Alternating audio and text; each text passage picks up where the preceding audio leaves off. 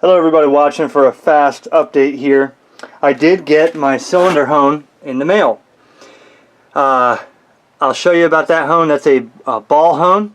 It's not a flex hone, it's a different kind, but does the same purpose. I got that for 22 bucks on eBay. So if the camera can pick it up, let's see if I can see my crosshatch. Check that out. See that cross hatching there? That's what you need when you put in new rings for a re-ring, for the rings to seat properly. Now I know you're wondering about those spots on there. Well, you can't even feel them there. I hit this thing a few times trying to get them out of there, and it must be stained or whatever, but that roughly a 45-degree cross hatch is what you want, and you can see that on the cylinder finish. In fact, here's the other one over here. Let's see if we can see this any better. And I had to oil them down right away because they started rusting like immediately. So if the camera can pull that up,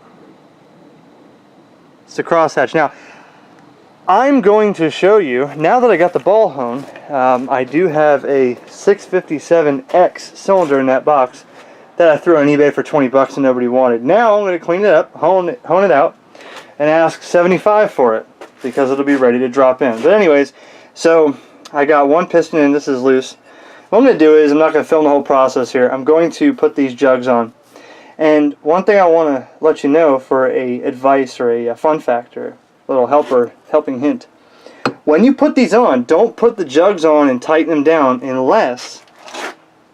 Uh-oh, where is it? Well, okay, the exhaust manifold, which is in the other box over there. You want to lightly bolt the exhaust manifold on both of the jugs here.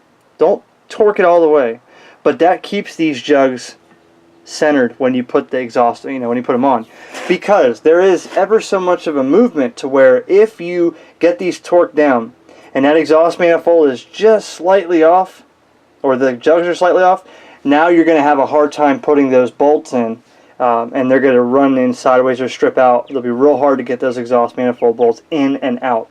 When you put that in there and you finger tighten them, you get the jugs torqued down to spec. You put the cylinder head on, torque to spec, then you take the manifold off if you need to. And this way, the heads are lined up perfectly. That's just a little helpful hint there that I've learned. So, I'm going to put these pistons in here. I'm going to torque them down. The next video you see, hopefully I got the rest of them on there, and the rest of the motor on there, and on the bed plate that I cleaned off over there, made it nice and shiny, and we'll go ahead and start putting that motor back together. That's your 5-minute update. Oh, excuse me, 3-minute update. Peace.